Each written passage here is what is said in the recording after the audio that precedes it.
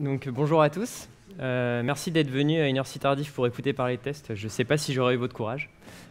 Donc moi je m'appelle Benjamin Cavy, dans la vie je fais du dev à la Maïf. Alors on recrute, mais comme c'est à Niort, je ne sais pas si vous êtes vraiment dans le cœur de cible de ce qu'on vit. Après si ça vous intéresse, venez me voir, il n'y a pas de souci. On édite aussi quelques briques open source, donc autour de l'API management notamment, on a un reverse proxy qui fait API gateway, un portail d'API orienté développeur, une brique de feature flipping, d'event sourcing, des trucs de machine learning, enfin tout ce qui termine en ing on fait. N'hésitez pas, si ça vous intéresse, il y a le GitHub de la Maïf, il faut venir m'en parler après. Donc le talk s'appelle Tester pour ne plus douter. En fait, pour être parfaitement honnête, il aurait fallu l'appeler Tester pour ne presque plus douter, voire même Tester pour un peu moins douter, mais vous admettrez que c'était un peu moins vendeur, donc du coup je l'ai appelé comme ça. Tout ça pour vous dire qu'il n'y a pas de méthode miracle, enfin en tout cas s'il y en a une, je ne l'ai pas trouvée, mais quand je la trouverai, je reviendrai vous en parler avec plaisir. Mais du coup là, ce que je vais vous présenter, c'est vraiment quelque chose qui marche pour moi, auquel je suis arrivé à force d'essayer des trucs qui ne marchaient pas, de regarder d'autres gens pas parler de ça, etc. Mais ce n'est pas forcément une méthode qui marchera pour tous les use cases ou pour vos besoins à vous. Et si vous avez d'autres méthodes qui marchent bien pour vous, je serais très heureux qu'on en discute après. Du coup, le début la genèse de tout ça, c'est je pense qu'on est plus ou moins tous d'accord pour dire qu'écrire des tests, c'est important. Enfin, parce qu'on nous le rabâche depuis un certain nombre d'années déjà. Par contre, là où ça se complique, c'est quand on se demande qu'est-ce qu'on veut tester et comment est-ce qu'on veut le tester. Un élément de réponse sur lequel on tombe assez rapidement quand on commence à se renseigner là-dessus, c'est la pyramide de test. Alors je ne sais pas si vous avez déjà entendu parler de la pyramide de test. Alors la pyramide de test, elle a deux intérêts. Déjà, elle présente les trois gros types de tests qui sont possibles d'avoir dans une application. Alors on va juste faire le tour rapidement parce que tout le monde n'est pas d'accord sur la définition, donc on va se mettre d'accord sur une définition pour la suite du talk, et en sortant, chacun pourra reprendre ses opinions, et il n'y a pas de souci. Donc du coup, les tests unitaires, c'est vraiment des tests qui sont sur un périmètre assez restreint pour moi, c'est-à-dire sur une méthode, une classe ou un ensemble de classes. Et en fait, tout ce qui est I/O, appel externe et tout, ça a tendance à être bouchonné dans ces tests-là. Les tests d'intégration, ça va vraiment tester la cohérence de votre application, des différents modules de votre application, de comment ils arrivent à se parler. Ça peut même aller pour moi jusqu'à instancier une base de données dans un conteneur ou des choses comme ça qu'on peuple avec de fausses données pour vérifier que tous les éléments du système arrivent à bien se parler. Et les tests end-to-end, pour le coup, c'est vraiment on démarre notre application dans un environnement le plus proche possible de l'environnement de prod, donc avec carrément d'autres applications qui sont démarrées et auxquelles on peut aller parler. Et la pyramide de test, donc je vous disais, le deuxième intérêt, c'est qu'elle donne la quantité de chaque test qu'il faut mettre dans votre application. C'est un peu comme une recette de cuisine, en fait, où elle dit, en gros, les tests unitaires, il faut en avoir beaucoup, parce que ça coûte pas très cher à écrire, et ça s'exécute vite. Les tests d'intégration, un peu moins, parce que c'est un peu moins ces qualités-là, et les tests end-to-end, encore moins. Et il y a un deuxième argument qui est la précision. Alors en fait, l'idée, c'est que si vous avez un test unitaire qui teste une méthode, et qui pète, a priori, le problème venait de la méthode qui était testée. C'est pas très dur à trouver. À l'inverse, si vous avez un test end-to-end qui pète, ça peut nécessiter un petit travail d'investigation pour comprendre exactement ce qui s'est mal passé. Donc, moi, je trouve que c'est des bons critères, mais j'en ai d'autres pour arriver vraiment à un espèce de test idéal. Donc, pour moi, un test idéal, c'est un test qui échoue quand il faut, et de préférence uniquement quand il faut. C'est-à-dire, je veux que mes tests, ils pètent quand j'ai pété quelque chose dans mon application, en termes de contrat d'interface, en termes de régression, en termes de breaking change, etc. Et le reste du temps, je voudrais bien qu'ils me foutent la paix et qu'ils continuent de me dire oui, tu n'as rien cassé, tout va bien. Idéalement, il est reproductible, c'est-à-dire que quand un test pète, je le réexécute 5 minutes plus tard sans rien avoir changé au niveau de mon code. Moi, j'aime bien qu'il repète, parce que sinon, ça a tendance à un peu m'énerver. J'aime bien aussi que mes tests s'exécutent relativement vite, parce que sinon, on a des boucles de feedback assez longues où on lance les tests, on revient une demi-heure plus tard, on se rend compte qu'on avait un souci, mais en fait, on est déjà parti pour coder autre chose, et enfin, voilà, ça peut être un peu le bazar. Et le dernier point, pour vraiment que ce soit parfait, c'est que mon test il soit facile à appréhender. C'est-à-dire d'une part que quand on le lise, on le comprenne bien, et d'autre part que quand il pète, on comprenne assez rapidement pourquoi. Du coup, retour à la pyramide de test. Alors sur ces 4 critères, on va commencer par s'intéresser à 2, que sont la reproductibilité et la vitesse, et les autres, on va les creuser un peu plus individuellement par la suite. Et du coup, on va essayer pour chaque élément de ma pyramide de test de voir à quel point est-ce qu'ils sont reproductibles et rapides à s'exécuter, voir si déjà on ne peut pas disqualifier un certain type de test. Donc les tests unitaires, il n'y a pas de souci. Comme c'est un environnement complètement bouchonné, tout est sous contrôle, c'est complètement reproductible, c'est hyper rapide parce qu'on ne va pas taper ailleurs, on n'appelle pas de réseau, enfin il n'y a rien. Donc là-dessus, il coche plutôt toutes les cases. Les tests d'intégration, c'est quand même OK aussi, c'est-à-dire qu'on reste dans un environnement à peu près contrôlé. Bon, par contre, ça peut être un peu plus lent. Typiquement, l'exemple de démarrer une base de données pour les tests d'intégration, forcément, ça ralentit un peu le process de test. Les tests end-to-end là-dessus, c'est un peu moins bien. Alors, ça a plein d'autres avantages, hein, c'est pas ce que je dis. Mais le problème, c'est que les tests end-to-end, comme ça dépend potentiellement d'une autre application qui est sur votre environnement, en fonction de comment vous avez fait votre environnement, de si vous êtes le seul dessus ou pas, en fait, vous pouvez avoir un premier test end-to-end qui pète, vous le relancez 2 minutes plus tard, et là, il passe, alors que vous n'avez rien touché. Alors quand ça se passe dans ce temps-là, c'est bien. Quand ça fait l'inverse, c'est un peu moins plaisant. Et dans tous les cas, on n'est pas très confiant, quoi. Et c'est aussi encore plus lent que les autres tests parce qu'évidemment, on appelle d'autres applications, on fait des appels HTTP, etc. Pour cette raison, les tests end-to-end, alors c'est bien pour plein de trucs, mais moi, ce n'est pas forcément les tests que je vais écrire à côté de mon code au quotidien, en fait. Donc, je les sors un peu du scope pour le reste du talk. Désolé pour ça. Je ne sais pas si c'est moi qui fais... et du coup, il reste deux contenders à être le meilleur type de test, finalement, les tests unitaires et les tests d'intégration. Alors, les tests unitaires, pour moi, ils ont un certain nombre de limites.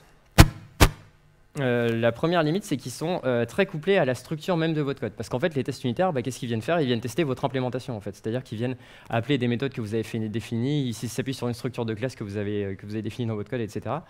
Ce que ça fait, c'est qu'il faut hyper souvent aller les modifier. Imaginons j'ai une application qui gère mes erreurs en lançant des exceptions, par exemple, si je suis en Java. Je décide de passer à un style un peu plus fonctionnel et que mes méthodes soulèvent plutôt des Either, qui sont des objets un peu fonctionnels qui contiennent soit l'erreur, soit le résultat. Et du coup, ça va changer la signature d'à peu près toutes mes méthodes. Et il y a plein de tests unitaires que je risque de devoir réécrire pour adapter à ce nouveau truc-là. Alors qu'en vrai, le comportement de mon application vu de l'extérieur, il n'a pas forcément trop changé. Du coup, pour ce refactoring, je vais devoir venir modifier mon code, mais modifier aussi mes tests. Et du coup, comme j'ai modifié mes tests, finalement, je ne peux pas trop être sûr de si j'ai pas un peu changé le comportement de mon test en même temps que je l'ai modifié, et si finalement, j'ai pas changé le comportement de mon appli que mes tests étaient censés vérifier. Donc ça, pour moi, c'est pas forcément foufou. Et le deuxième truc, c'est que les tests unitaires, ils vont tester des trucs très localisés de votre application, mais pas toute votre appli. Exemple, j'ai une application qui vérifie qu'un utilisateur qu'on veut créer est correct. J'ai une méthode qui fait ça. Du coup, je vais mettre un test unitaire dessus pour vérifier que, je sais pas, quand il n'y a pas d'identifiant, par exemple, c'est pas bon ou n'importe quoi. C'est pas parce que cette méthode-là, elle est hyper bien testée et qu'elle marche exactement comme je veux que tout mon parcours de création d'utilisateur va fonctionner. Parce qu'il y a d'autres éléments. Il y a peut-être un contrôleur qui va recevoir l'utilisateur, un repository qui va aller l'écrire en base. Et si je teste pas que tous ces trucs-là arrivent bien à se parler, finalement, je suis pas sûr que mon application marche. Je suis sûr que ma fonction de vérification d'utilisateur, elle marche, ce qui est le but du test unitaire.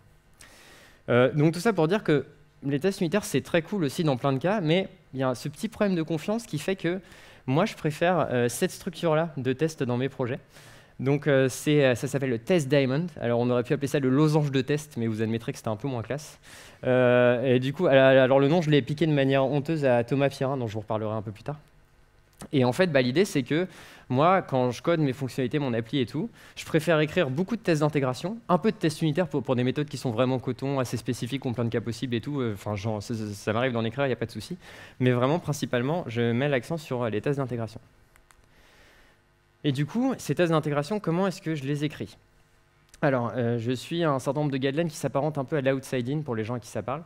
L'idée, c'est de vraiment tester mon application comme si j'étais un utilisateur ou une application cliente, si j'expose une API. Et du coup, je vais vraiment essayer de reproduire les parcours ou les fonctionnalités auxquelles fera appel un utilisateur. Et je vais tester mon appli en mode boîte noire. C'est-à-dire qu'au maximum, je vais essayer de tester les contrats d'interface que j'expose à l'utilisateur et essayer de surtout pas venir tester l'intérieur de mon application. Ce qui a un certain nombre d'avantages, on y reviendra après. Et la troisième truc, c'est que j'essaye de bouchonner le moins possible parce que les bouchons, c'est quand même méga relou à maintenir. Du coup, comment est-ce que ça marche dans la pratique? Alors moi, les technos que j'utilise pour ça, j'ai essayé de prendre des trucs un peu indépendants du langage, mais bon, forcément, c'est un peu dur. Mais les tests containers, pour le coup, ça l'est plutôt. Les tests containers, c'est une lib qui existe dans plein de langages qui permet de manipuler des conteneurs Docker directement depuis vos tests unitaires. Donc vous pouvez instancier un conteneur, vous pouvez aller faire des trucs dedans. Par exemple, c'est un conteneur Postgre, vous pouvez insérer des trucs dans les tables et tout. Enfin, vous connectez comme une vraie base Postgre, mais c'est une vraie base Postgre dans un conteneur. Vous pouvez aussi le mettre en pause, vous pouvez carrément dégommer votre conteneur au milieu du test et tout. Donc c'est hyper flexible, c'est vraiment hyper bien. WireMock, c'est une lib que je mettrai les slides sur Twitter à la fin. Du coup, si vous n'avez pas le temps de tout noter, paniquez pas. Donc WireMock, c'est une lib qui permet de faire des bouchons pour les appels HTTP. Alors, moi, j'aime bien WireMock parce que je suis assez maqué avec l'écosystème Java, mais il y en a plein d'autres pour plein d'autres langages. J'en ai mis quelques exemples sur le côté. Cypress, c'est un outil qui est vraiment génial. Je ne sais pas si vous connaissez. C'est pour faire du test d'IHM, enfin d'à peu près tout ce qui tourne dans le navigateur. Et c'est vraiment trop bien parce que ça a une UI hyper bien foutue. Vous pouvez revenir à n'importe quelle étape de votre test, voir dans quel état était votre interface graphique et tout. Ça supporte plein de navigateurs différents, donc pour la compatibilité, c'est top. Et ça permet de faire des bouchons. Enfin, c'est vraiment génial. Et le dernier outil, c'est Testing Library. Alors ça, c'est un truc que j'utilise avec Cypress. Il y a une intégration de Cypress. J'utilise ça pour sélectionner des nœuds dans mon DOM. Parce que dans le cas d'un test front-end, je considère que mon contrat d'interface qui est exposé à l'utilisateur, c'est le DOM. Donc j'essaye de tester surtout en manipulant le DOM.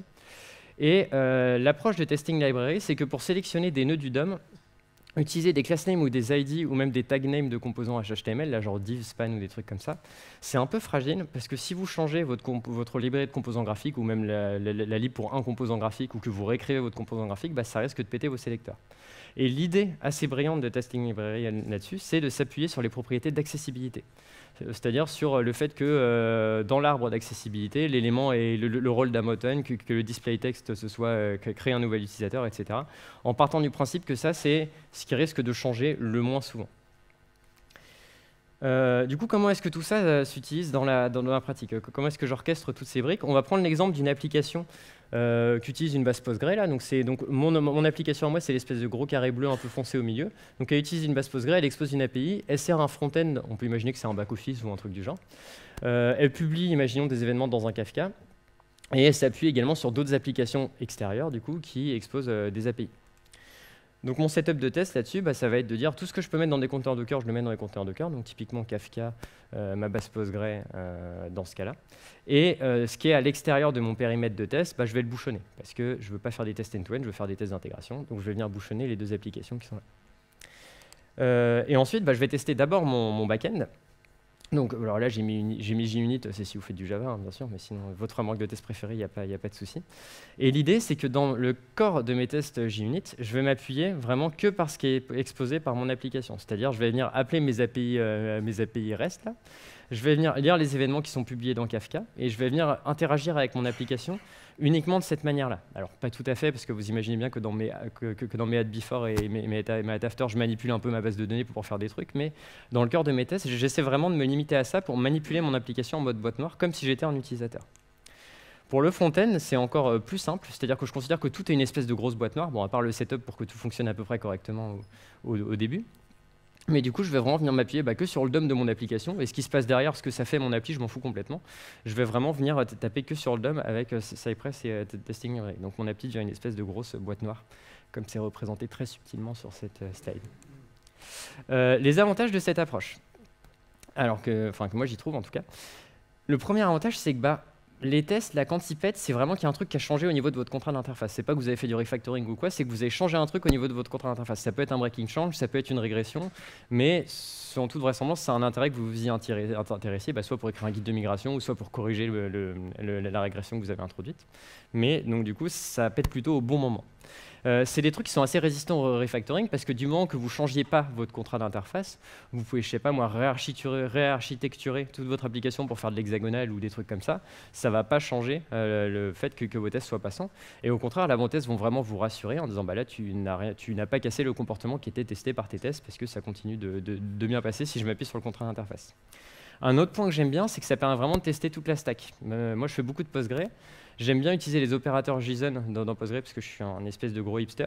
Et du coup, je trouve ça assez cool de pouvoir vérifier que mes requêtes SQL elles fonctionnent bien correctement sur différents cas et pas devoir simuler leur comportement avec des bouchons. Et là où c'est vraiment intéressant, c'est que ça permet de vraiment bien tester les erreurs aussi. Parce que quand on bouchonne un comportement d'erreur, moi ça m'est déjà arrivé de me faire surprendre, j'ai bouchonné le résultat d'un client HTTP où j'avais mon if statut égale 500, machin, je gérais bien mon erreur, machin. Et une fois, j'ai eu une vraie erreur 500, et en fait, mon client HTTP, il lançait une exception. Il ne retournait pas du tout un objet avec 500. Et ça, mes tests étaient complètement passés à côté parce que je m'étais planté dans la définition du comportement d'erreur. Avec ça, vous n'avez pas de risque parce que vous testez vraiment les vraies erreurs. Et le dernier point, c'est que je trouve que ça facilite... Alors, peut-être pas le test-driven development, puisque je ne suis pas sûr de vraiment le faire de manière parfaite, mais je trouve que ça facilite le fait d'écrire les tests avant l'implème, et ça aide à se poser des bonnes questions, parce qu'on se place vraiment du point de vue de l'utilisateur de notre application, et on se dit, tiens, en tant qu'utilisateur, si je voulais créer un compte, par exemple, qu'est-ce que j'aimerais bien appeler comme endpoint, avec quelle information? Et ça permet d'être moins influencé par notre implémentation, et de peut-être un peu moins la facilité de se dire « Ah, avec mon implément actuel, c'est plus facile d'aller vers ça à coder parce que c'est déjà organisé comme ça, etc. » Bon, je dis pas que je fais jamais ça, hein, mais du coup, ça aide un peu à prendre du recul. Bon, alors évidemment, tout n'est pas tout rose. Il y a aussi des trucs qui sont un peu plus relous avec cette approche. La première, je vous en ai déjà un peu parlé, c'est que les bouchons, c'est ultra relou à maintenir. Mais bon, ça, c'est le cas dans à peu près tous les tests où vous avez des bouchons à gérer. Hein, pour les tests unitaires, c'est un peu la même idée. Alors, j'ai pas vraiment de solution à vous proposer là-dessus. J'ai expérimenté il y a quelques années de faire du record and replay pour mettre à jour les bouchons périodiquement. C'est-à-dire que quand je lançais mes tests en local, une fois de temps en temps, je les lançais en mode débouchonné, où ils appelaient vraiment mes applications sur un vrai environnement. Ils enregistraient les réponses et ça devenait mes nouveaux bouchons en fait. C'était eux qui étaient committés. Ça permettait à minima de vérifier que mon application elle fonctionnait toujours bien avec les autres applications, qu'il n'y avait pas eu de breaking change et tout. Après, ça implique que vous retrouviez un cas de test à chaque fois ou que les cas de test ne changent jamais. Enfin, c'est d'autres contraintes, donc c'est pas une solution entière, mais c'est peut-être une piste. Le deuxième point dur, c'est que ça peut vite devenir lent, ce genre de test, si on n'y prend pas garde. Et le troisième, c'est que ça peut devenir compliqué. On va s'intéresser à ces deux points un peu plus en détail. Donc d'abord, la lenteur. La lenteur, il peut y avoir deux causes principales. La première, c'est plus au niveau de vos tests sur vos backends. Typiquement, si vous redémarrez votre compteur Docker de base Postgre avant chaque test, là, ça va vite devenir très lent. Donc ce genre de truc prend vite du temps. Pour le front-end, c'est un peu encore pire. Imaginons que j'ai une application bancaire où je veux tester la fonctionnalité de retrait sur un compte bancaire via une IHM. Si je repars d'une feuille blanche à chaque fois pour garantir la bonne isolation de mes tests, ça veut dire qu'avant chaque test, je vais devoir recréer un compte utilisateur, créer un compte pour cet utilisateur, mettre de l'argent dessus, et là, je peux commencer à tester. Alors, en appel d'API, c'est peut-être pas grand-chose, mais via Cypress, ça veut dire que je suis obligé de me tartiner 3 écrans de formulaire avant de pouvoir attaquer directement mon test. Donc ça, c'est pareil, niveau lenteur, ça explose assez vite. Et du coup, encore une fois, pas de solution miracle, il faut trouver à quel endroit quel niveau de concession est-ce que vous êtes prêt à faire par rapport au couplage de vos tests. Soit vous découplez complètement, c'est un peu ce que je viens de présenter, mais du coup, vous risquez d'avoir des problèmes de lenteur. Alors peut-être pas, et dans ce cas-là, tant mieux pour vous. L'autre extrémité, c'est vous couplez très fortement, et dans ces cas-là, on va en arriver à un état où en fait, vos tests ils tapent tous sur le même contexte applicatif. La réussite de vos tests devient dépendante de l'ordre dans lequel vos tests sont exécutés. Vous pouvez plus réexécuter les tests individuellement et tout. Enfin, c'est cauchemar. Et du coup, l'idée, c'est d'essayer de trouver un juste milieu là-dedans, ce que vous êtes prêt à faire en termes de concession. Alors bon, typiquement, pour l'instanciation du conteneur Docker avec Postgre, on peut se dire que vous gardez toujours le même conteneur d'instancié, mais qu'au début de chaque test, vous vous connectez dedans, vous faites un truncate ou un drop schema ou un truc du genre. Et ça va déjà aller beaucoup plus vite. Alors vous vous couplez un peu avec votre implème, mais bah voilà, c'est des concessions à faire. Et bah pareil, pour la test front-end, on peut se dire que pour une suite de tests qui testent les retraits, on peut partir avec le même utilisateur, avec une initialisation d'utilisateur qui est commune à toute ma suite de tests, et après que chaque test ait moins à faire. Donc encore une fois, ça couple un petit peu mes tests, mais c'est des consensus à trouver. Le deuxième point, c'était sur la complexité. Donc un truc assez évident sur la complexité, c'est d'extraire ce que j'appelle des primitives de test. En fait, l'idée, c'est que vous ne voulez pas retrouver ce bout de code-là dans chaque test. À chaque fois que vous avez besoin d'appeler un endpoint, vous ne voulez pas retrouver l'appel HTTP de code en dur avec l'URL de mise en dur, etc. Parce que le jour où ça change, bah déjà, vous allez devoir vous tartiner un énorme refactoring. Et en plus, bah, c'est pas très clair, quoi. Quand on lit ça, ça prend un peu de temps de comprendre que ah bah tiens, c'est un get, tiens, c'est sur /API/account, ça doit me récupérer un compte. Donc un truc qui est assez trivial à faire, hein, c'est vous externalisez ça dans une méthode, et ça résout vos deux problèmes d'un coup, ça rend votre test un peu plus lisible, et bah, si ça change un jour, vous avez moins d'endroits où le changer. On peut aller encore plus loin avec cette approche-là et faire des builders fonctionnels de tests. Alors ça, c'est pareil, c'est une idée que j'ai un peu piquée à Thomas Pierrin, je mettrai son talk en lien à la fin. En fait, l'idée, c'est qu'au début de chaque test, bon, alors ça prend un peu de taf de définir ce builder, mais une fois que vous l'avez, c'est trop cool, parce qu'au début de chaque test, vous définissez votre situation de test avec. Donc là, par exemple, je définis qu'en setup de mon test, j'ai un utilisateur qui s'appelle très originellement Benjamin, qui a 2 comptes, et en fait, à l'appel de la méthode build à la fin, eh ben, j'ai une machinerie derrière qui va venir appeler les bons endpoints dans le bon ordre, en faisant le bon lien entre mes entités et tout, pour vraiment finaliser tout mon setup de test. Et ça veut dire que si demain le lien change entre mes utilisateurs et les comptes, bah, ce sera complètement caché par ce builder-là. Donc voilà, ça permet d'avoir des trucs un peu plus classe et un petit peu plus évolutifs. Après, c'est un peu relou à coder, donc à voir si vous êtes prêt à aller jusque-là ou pas. Après, l'idée, quand même avec cette approche-là, c'est que le code de vos tests, il est limite plus pérenne que le code de vos features, parce qu'on a vu que vous pouvez faire un gros refactoring dans votre appli et que vos tests continuent de passer. Donc ça vaut le coup de s'y investir un peu, quoi, mais de faire en sorte que ce soit maintenable et tout, parce qu'après, bah, c'est un peu le truc de la vitre brisée, quoi. Si vos tests, ça commence à être le bordel, bah, y a quelqu'un qui va arriver, qui va copier-coller vos tests, et du coup, ça va être le bordel partout en 2 minutes. Donc ça vaut le coup d'essayer d'y mettre un peu d'effort. Et le dernier conseil que je peux vous donner, c'est d'essayer d'aller à l'essentiel dans chaque test. Alors c'est vachement tentant, si je reprends mon exemple de test de retrait sur un compte bancaire, de se dire tiens, bah, puisque mon test il crée un compte et il crée un utilisateur, je vais en profiter pour faire un petit assert sur ma création d'utilisateur pour vérifier que mon endpoint il retourne bien 200 hein, quand je crée un utilisateur. Parce qu'on se dit après tout ça fait pas de mal, comme ça je le teste ici. Et en fait ne faites pas ça, parce que déjà, quand votre test va péter, bah, ça vous met beaucoup plus d'asserts potentiels qui peuvent fail. Et ensuite, si un jour vous décidez, pour une raison ou pour une autre, que votre création d'utilisateur doit retourner 200, et ben, du coup, ça va vous faire plein d'endroits où il faut changer. Donc, essayez de vraiment tester la création de l'utilisateur dans un test dédié à la création de l'utilisateur et le retrait dans un test dédié au retrait. Je vous mets quelques pointeurs vers d'autres talks que je tweeterai, notamment celui de Thomas Pierrin qui est très bien et dont je vous ai déjà dit beaucoup de bien. Et je vous remercie de votre attention.